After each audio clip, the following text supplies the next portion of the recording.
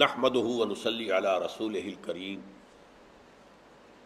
اما بعد فقد قال الله تبارك وتعالى كما ورد في سورة الحديد اعوذ بالله من الشيطان الرجيم بسم الله الرحمن الرحيم الم يأن للذين آمنوا ان تخشع قلوبهم لذكر الله وما نزل من الحق ولا يكونوا كالذين اوتوا الكتاب من قبل فطال عليهم الامد فقست قلوبهم وكثير منهم فاسقون اعلموا ان الله يحيي الارض بعد موتها قد بينا لكم الايات لعلكم تعقلون ان المصدقين والمصدقات واقرضوا الله قرضا حسنا يضاعف لهم ولهم اجر كريم والذین آمنوا باللہ ورسلہ اولئک هم الصدیقون والشہداء عند ربہم لہم اجرہم ونورہم والذین کفروا وکذبوا بآیاتنا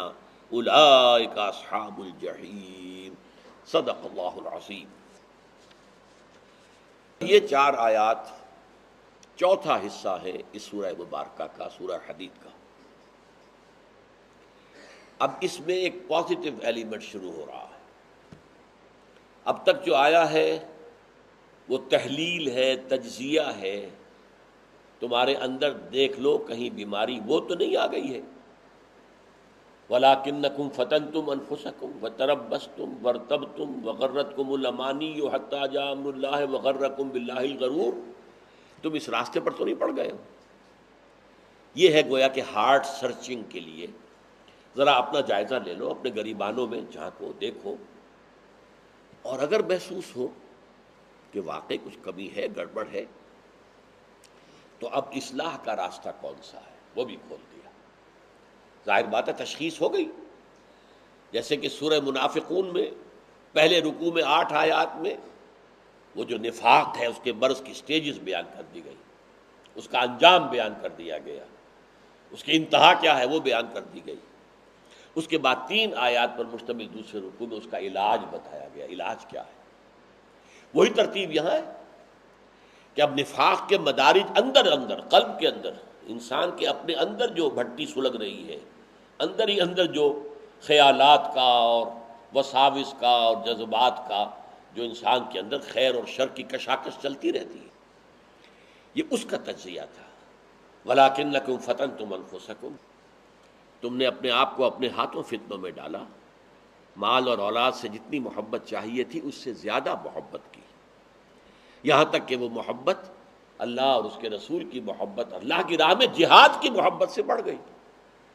جب یہ ہو گیا تو اب تردد ہو گیا، چلوں نہ چلوں، بڑھوں نہ بڑھوں، اور جب یہ ہوا تو شکوک نے ڈیرا ڈال دیا، اور اس کے بعد تمہیں من گھڑت آرزوؤں نے، تمناؤں نے، اللہ بخشنے والا ہے، تمہیں خوب لوری دے کر سلا دیا۔ اور یہ تھا سب سے بڑا دھوکہ جو شیطان لعین نے تمہیں دیا۔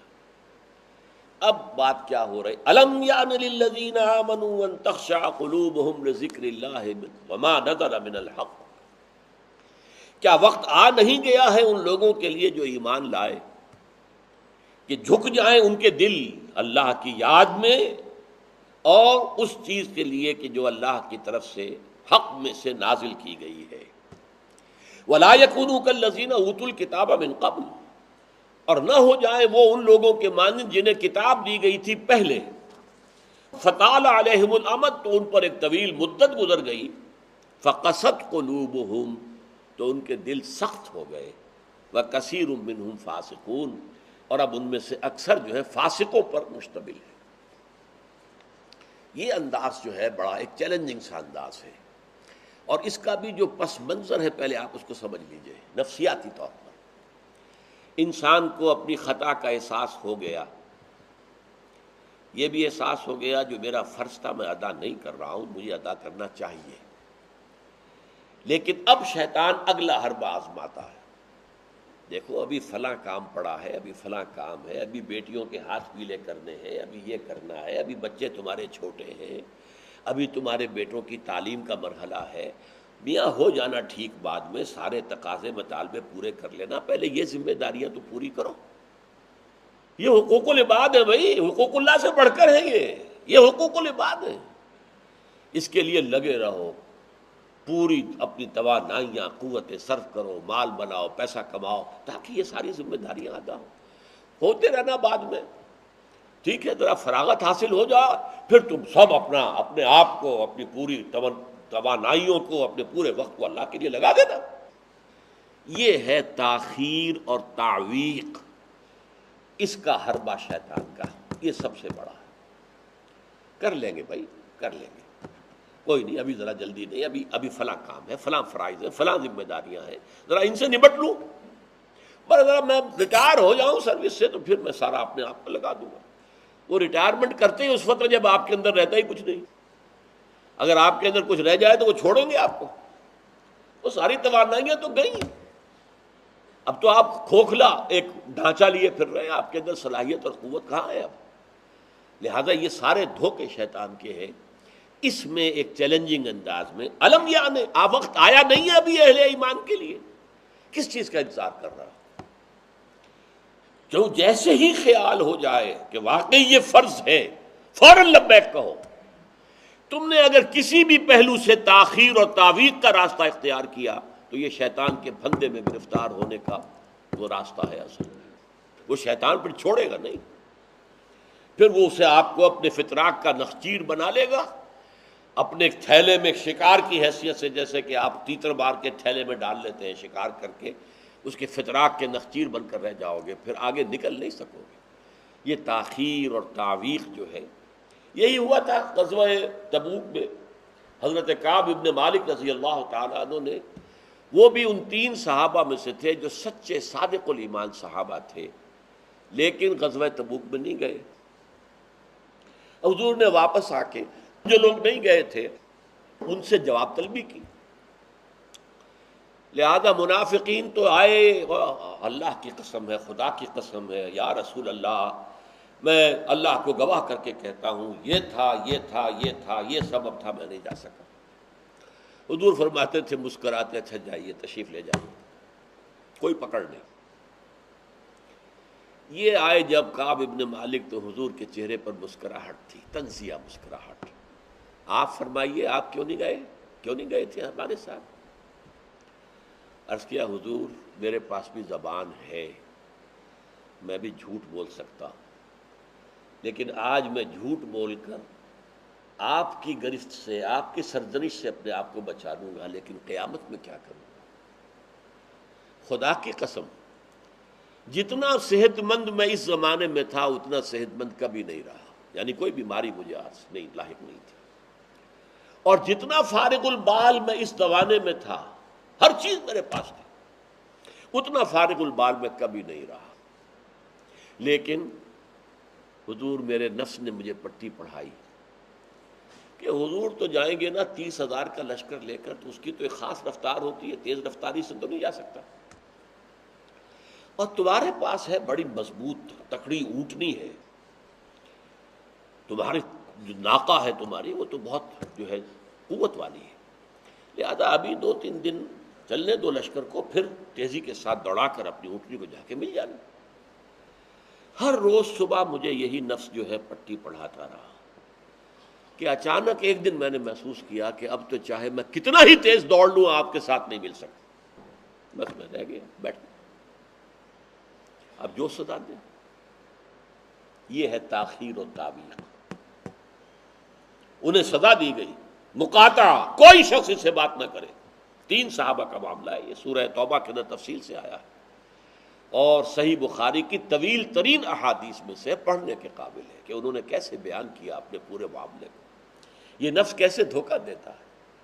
ابھی چند دن اور مدینے کے اندر اپنے نخلستان کی ٹھنڈی چھاؤں کے اندر آرام کر لو، چند دن اور. بھائی جانا ہے، بہت دور جانا ہے، تبوک جانا ہے، کوئی یہ 2 دن میں تو نہیں پہنچ جائیں گے حضور، پھر دوڑ کر پکڑ لینا، ساتھ چل مل جانا. یہ دھوکہ شیطان کا، یہ دھوکہ نفس کا.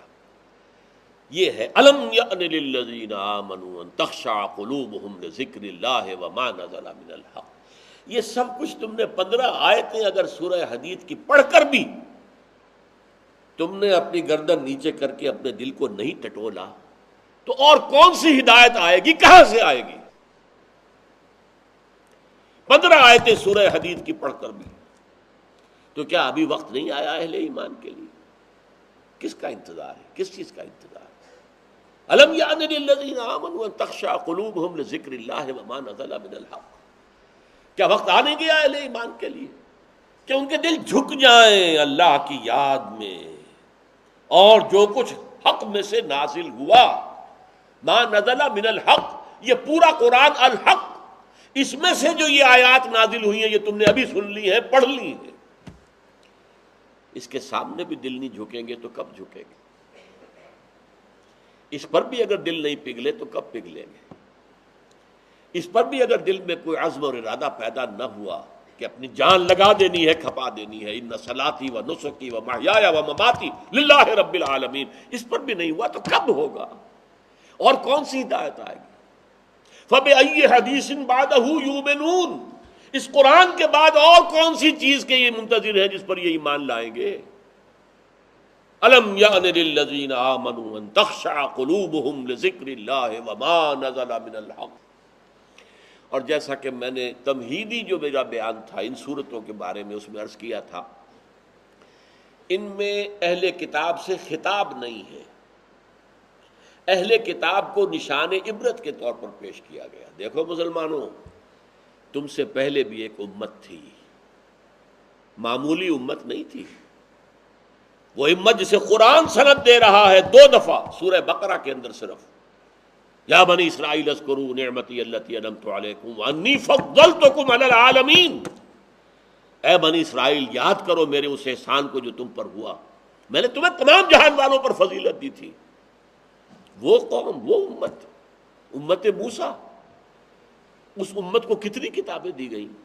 تورات انہیں دی گئی، زبور انہیں دی گئی، انجیل انہیں دی گئی، امت تو ایک ہی ہے یہ۔ حضرت مریم اسرائیلی نہیں تھی کیا؟ تو چاہے باپ حضرت عیسیٰ کا کوئی نہیں ہے لیکن وہ حضرت مریم کے بیٹے ہیں، اسرائیلی ہیں۔ یہ اسرائیلی نبوت ہے جو چلی آ رہی ہے، حضرت موسیٰ اور ہارون سے شروع ہوئی ہے 1400 برس قبل، اور حضرت عیسیٰ اور یحییٰ پر آ کر ختم ہوئی ہے۔ یہ سلسلہ نبوت کا، سینکڑوں نبی آ گئے 1400 برس میں۔ تو آپ اندازہ کیجئے اتنی بڑی امت، لیکن اس کا حال کیا ہوا؟ وَلَا يَكُونُوا، دیکھو نہ ہو جائیں یہ اہل ایمان بھی كَالَّذِينَ أُوتُوا الْكِتَابَ مِن قَبْلُ، ان لوگوں کے مانند جن کو کہ کتاب دی گئی تھی ان سے پہلے، فَطَالَ عَلَيْهِمُ الْأَمَدُ، تو جب ان پر ایک طویل مدت گزر گئی، فَقَسَتْ قُلُوبُهُمْ، تو ان کے دل سخت ہو گئے۔ اس کا نقشہ کھینچا گیا سورہ بقرہ میں، ثم قست قلوبکم فہی کالحجارۃ او اشد قسوہ، دیکھو اے بنی اسرائیل، اے یہودیوں، اس کے بعد تمہارے دل سخت ہوتے چلے گئے، بدکاری سے، غلط کاری سے، دنیا پرستی سے، شہوت رانی سے، زر پرستی سے دل سخت ہوتے چلے جاتے ہیں۔ حضور نے فرمایا جب انسان ایک گناہ کرتا ہے دل کے اوپر ایک داغ پڑتا ہے، اگر توبہ کرے گا تو صاف ہو جائے گا، توبہ نہیں کرے گا پھر گناہ کرے گا، پھر داغ پڑے گا، پھر پڑے گا، پھر داغ پڑے گا، پھر یہاں تک کہ پورا دل سیاہ ہو جاتا ہے۔ اور حضور نے اپنی مٹھی بند کر کے کہا ایسے ہو جاتا ہے، اب اس میں کوئی ہدایت داخل نہیں ہو سکتی، بند ہو گئی۔ اور جب یہ تھیلی بند ہوئی پھر اللہ کی مہر لگ گئی، ختم اللہ علی قلوبہم وعلی سمعہم طبع اللہ علی قلوبہم، اللہ نے مہر لگا دی ان کے دلوں کے اوپر۔ یہ مرحلہ آتا ہے کہ جب کہ فرمایا اب تمہارے دل پتھروں کے مانند، بلکہ او اشد قسوہ، پتھروں سے بھی زیادہ۔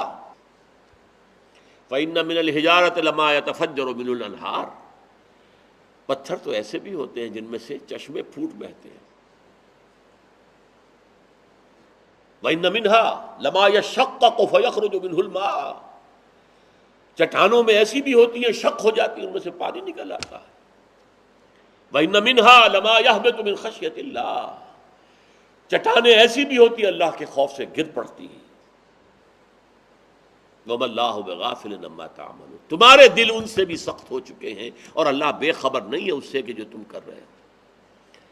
آج اس امت پر بھی تو 1400 برس گزر گئے، کتنا عرصہ گزرا ہے، اور آج وہی خواہشات ہیں، ہم تو امت محمد میں ہیں صلی اللہ علیہ وسلم، وہ تو شافع محشر ہے، وہ تو ہر امتی کو بخشوا لیں گے، تب جا کر راضی ہوں گے، اللہ راضی کرے گا انہیں، وہ راضی اسی وقت ہوں گے جب ہر امتی کو بخشوا لیں گے۔ سیاں بے کوتوال، اب ڈر کاہے کا؟ جب ہمارے سیاں ہمارے شوہر کہہ لے کوتوال بن گئے تو مجھے کس کا ڈر ہے؟ کوتوال ہی کا ڈر ہوتا ہے نا کہ وہ پکڑے گا، سیاں بے کوتوال، اب ڈر کاہے کا؟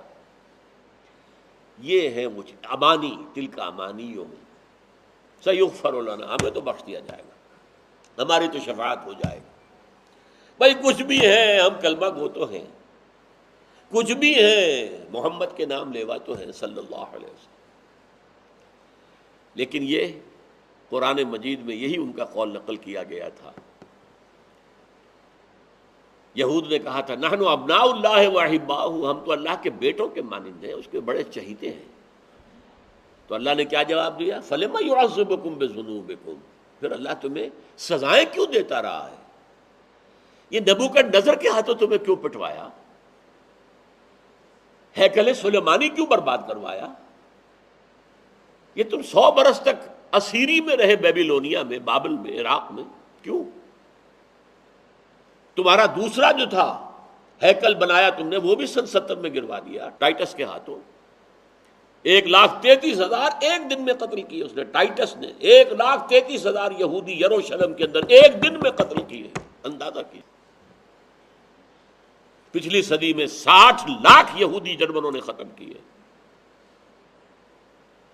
6 ملین، اور ان کو اب بھی یہی کر رہا ہے، we are the chosen people of the lord, ہم تو اللہ کے پسندیدہ بندے ہیں۔ یہی حال اس امت کا ہے۔ ہسپانیہ سے ایسے نکالے گئے کہ ایک بچہ تک نہیں بچا، تاتاریوں کے ہاتھوں کروڑ قتل ہوئے۔ یہ سب کچھ تمہارے ساتھ ہوا کہ نہیں؟ کروسیڈرز کے ہاتھوں تمہاری پٹائی کم ہوئی تھی؟ 88 برس تک بیت المقدس عیسائیوں کے قبضے میں رہا تھا کہ نہیں؟ تو غور کیجئے، دلوں کو نرم کیجئے، اور دلوں کو نرم کرنے کا ذریعہ بھی قرآن ہے۔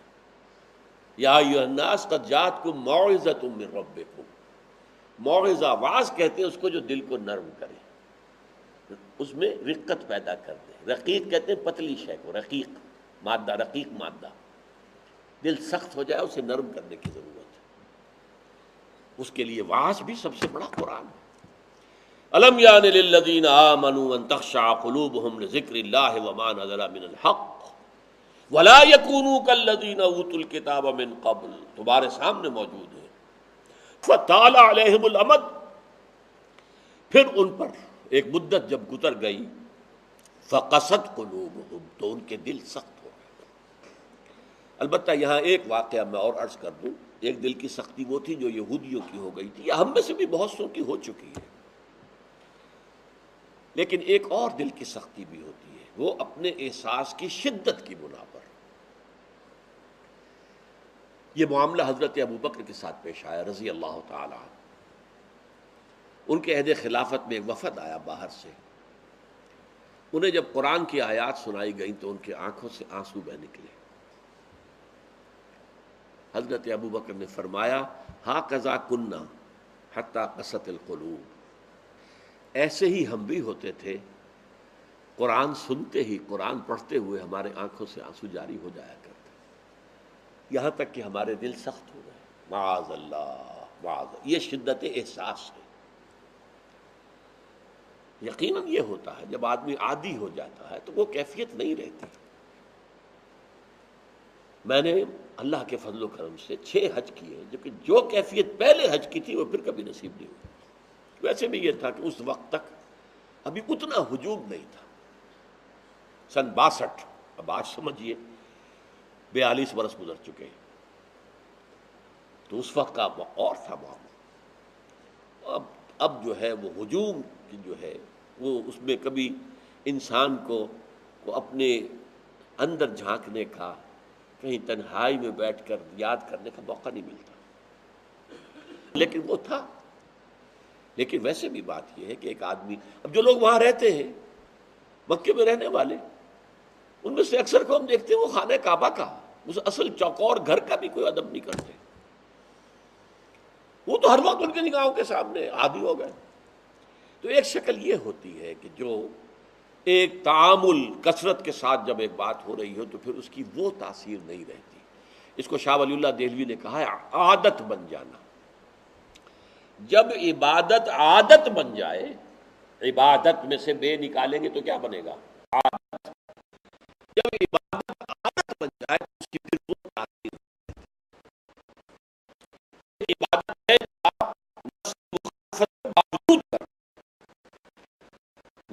رہا کہ سو ابھی، اور اس وقت آپ ہمت کرتے ہیں اور اپنے نفس کو دھکیل کر ایک طرف کرتے کھڑے ہو جاتے ہیں اور فجر کے لیے نکل آتے ہیں اپنے گھر سے۔ لیکن جب یہ اس درجے عادت ہو گئی کہ اب آنکھ اس وقت پہ کھل ہی جانی ہے لازماً، اب یہ آپ کا ایک روٹین بن گیا، تو پھر بھی وہ عبادت ہے، اس میں کوئی شک نہیں، لیکن اس کی وہ تاثیر نہیں ہوگی جو کہ نفس کی مخالفت کرتے ہوئے کسی عبادت کو سر انجام دینے سے جو اثر پیدا ہوتا ہے۔ تو فرمایا فقصد قلوب، حضرت ابو بکر کا بھی وہ احساس کی شدت جو تھی، جیسے حضور نے فرمایا انہ لیغان علی قلبی، میرے دل پر بھی کبھی کبھی حجاب سا طاری ہو جاتا ہے، معاذ اللہ۔ کیسا حجاب؟ اب اس حجاب کے لفظ سے دھوکہ نہ کھا جائیے کہیں، ایک حجاب میرا اور آپ کا ہے، ایک حجاب محمد رسول اللہ صلی اللہ علیہ وسلم کا، کہ وہ جو اللہ کی طرف توجہ کی انٹینسٹی ہے، انٹینسٹی اس میں تھوڑی سی کمی بھی ہو گئی تو اسے آپ حجاب سے تعبیر کریں۔ ہمیں تو وہ کیفیت ہی میسر نہیں ہو سکتی، لیکن اس انٹینسٹی کے اندر، یہ لفظ انٹینسٹی انگریزی کا بار بار بول رہا ہوں، اس کی شدت، لیکن شدت کے لفظ کے اندر جو ہے وہ اتنا مفہوم نہیں آتا جتنا انٹینسٹی کے لفظ میں۔ وہ انٹینسٹی جو ہے اس میں ذرا سی کمی ہوئی، حضور پریشان ہو گئے۔ وَإِنَّهُ لَيُغَانُ عَلَىٰ قَلْبِي وَإِنِّي لَأَسْتَغْفِرُ اللَّهَ 70 مرة فِي كُلِّ يَوْمٍ، اور ہر روز میں 70 مرتبہ استغفار کرتا ہوں اللہ کی جناب۔ تو کیا آپ گناہ کرتے تھے؟ معاذ اللہ۔ یہ ذرا سی اس توجہ کی شدت میں، انٹینسٹی میں ذرا سی کمی ہوئی، اسے بھی آپ حجاب سے تعبیر کر رہے ہیں۔ تو یہی ہے مفہوم حضرت ابو بکر کے اس قول کا۔ لیکن ایک ہے قساوت قلبی، معصیت کی وجہ سے، دنیا پرستی کی وجہ سے، نفس پرستی کی وجہ سے، زر پرستی کی وجہ سے، شہرت پرستی کی وجہ سے، اقتدار پرستی کی وجہ سے، یہ پرستشیں جو ہیں یہ جو دل کو سخت کرتی ہیں تو وہ پتھر اور چٹان سے زیادہ سخت ہو جاتا ہے۔ ثم قست قلوبکم فہی کالحجارۃ او اشد قسوہ وان من الحجارۃ لما يتفجر منه الانہار وان منها لما يشقق فيخرج منه الماء وان منها لما يهبط من خشیۃ اللہ وما اللہ غافل عما تعملون وکثیر منهم فاسقون۔ اب ان میں سے اکثریت جو ہے وہ فاسقوں اور فاجروں پر مشتمل ہے۔ کیا یہی کیفیت آج کی مسلمان امت کی نہیں ہے؟ کیا عظیم اکثریت فساق و فجار پر مشتمل نہیں؟ کیا عظیم اکثریت حرام خور نہیں ہے؟ کیا عظیم اکثریت جھوٹی نہیں ہے؟ نفاق کی تینوں علامتیں، اذا حدث کذب وَإِذَا وَعَدَ أَخْلَفَ وَإِذَا اؤْتُمِنَ خَانَ۔ حضور نے فرمایا منافق کی 3 نشانیاں ہیں، جب بولے جھوٹ بولے، وعدہ کرے خلاف ورزی کرے، امین بنایا جائے، امانت رکھوائی جائے، خیانت کرے۔ یہ الفاظ ہیں بخاری شریف کے بھی اور مسلم شریف کے بھی، اور مسلم شریف میں اضافی الفاظ ہیں وَلَوْ صَامَ وَصَلَّى وَزَعَمَ أَنَّهُ مُسْلِمٌ۔ خواہ ایسا شخص روزہ رکھتا ہو، نماز پڑھتا ہو، اپنے آپ کو مسلمان سمجھتا ہو لیکن منافق ہے۔ یہی جو میں نے شروع میں آج بات کہی تھی، ایک نفاق ہے شعوری، ایک غیر شعوری۔ وہ منافق سمجھتے تھے ہم عقل مند ہیں، یہ بے وقوف ہے۔ وَإِذَا قِيلَ لَهُمْ آمِنُوا كَمَا آمَنَ النَّاسُ قَالُوا أَنُؤْمِنُ كَمَا آمَنَ السُّفَهَاءُ۔ جب ان سے کہا جاتا بھلے لوگوں جیسے اور لوگ ایمان لائے ویسے ایمان لاؤ، جیسے وہ اللہ کی پکار پر لبیک کہنے کو ہر وقت تیار رہتے ہیں۔ کہتے ہیں ہم ان بیوقوفوں کی طرح ایمان لائیں؟ یہ تو پاگل ہیں، بیوقوف ہیں، فینیٹکس ہیں، فنڈامنٹلسٹ ہیں، ایکسٹریمسٹ ہیں۔ ہم تو ماڈریٹ اور بڑا روشن خیال اسلام جو ہے اس کے قائل ہیں۔ جب ان سے کہتا تھا فساد مت مچاؤ، کہتے تھے ہم تو مسلح ہیں بھائی، ہم تو چاہتے ہیں صلح۔ یہ محمد ہیں صلی اللہ علیہ وسلم جنہوں نے اب یہ جنگ کا بازار گرم کر دیا، کیا ضرورت تھی؟ مکے میں 13 برس تبلیغ کرتے رہے، کوئی ہاتھ نہیں اٹھایا، یہی پروسیس جاری رہتا۔ خامخواہ یہ جنگ کا سلسلہ شروع کر دیا، کیا فائدہ؟ یہ بھی کہا جا سکتا ہے جس دشمن کو گڑ دے کر مارا جا سکتا ہے اسے زہر کائے کو دینا ہے بھائی؟ تمہاری تعلیم اتنی اعلیٰ ہے، اتنی عمدہ ہے، فطرت کے مطابق ہے، پھیلاؤ۔ لیکن محمد کی سنت کچھ اور ہے، اسوہ محمدی کچھ اور ہے صلی اللہ علیہ وسلم۔ اس کے لیے منہج انقلاب نبوی میری کتاب کا مطالعہ کیجیے، تب پتہ چلے گا انقلاب کسے کہتے ہیں، اور یہ رسول انقلاب تھے صلی اللہ علیہ وسلم۔ بہرحال کثیر منہم فاسقون، جو بات کہی گئی ان اہل کتاب کے لیے اس وقت، آج وہ ہم پر راست آ رہی ہے۔ اللہ تعالی ہمیں اس سے نکلنے، توبہ کرنے، اللہ کی جناب میں سر جھکانے، اللہ کی کتاب کے سامنے سر جھکانے کی اللہ تعالی ہمیں توفیق عطا فرمائے۔ بارک اللہ لی ولکم فی القرآن العظیم ونفعنی وإیاکم بالآیات والذکر الحکیم۔